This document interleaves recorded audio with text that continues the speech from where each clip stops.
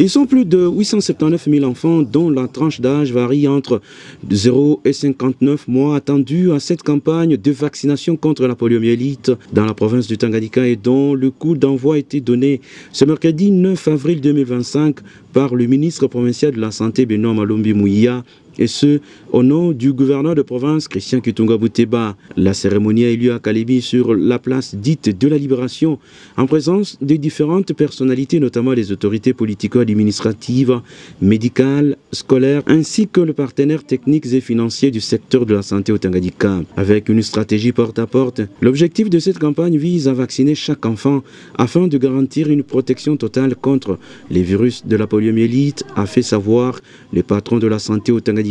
Au total, 879 717 enfants de 0 à 59 mois recevront 2 gouttes du vaccin dans la bouche contre la poliomyélite.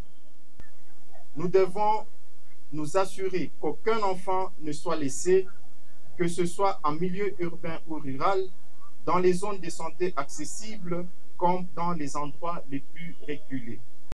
Le ministre provincial de la Santé a à cet effet réaffirmé l'engagement du gouvernement provincial sous le leadership du gouverneur Christian Kitunga Bouteba à soutenir cette campagne organisée par les programmes élargis de vaccination et à garantir son succès. En ce qui concerne le respect ou bien rester fidèle aux engagements, c'est déjà un bon indicateur. Aujourd'hui, ça a été prévu et nous venons de lancer la campagne de vaccination sur toute l'étendue de la province. Et le gouvernement compte appuyer comment? Il faut envisager 2 aspects. Le premier aspect, c'est par rapport à une question purement financière. Et dans le cadre des engagements, pour ce qui est de la question financière, c'est déjà. Pour rappel, depuis 2017, plus de 1000 enfants devenus infirmes des suites de la poliomyélite ont été enregistrés dans les 6 territoires de la province du Tanganyika.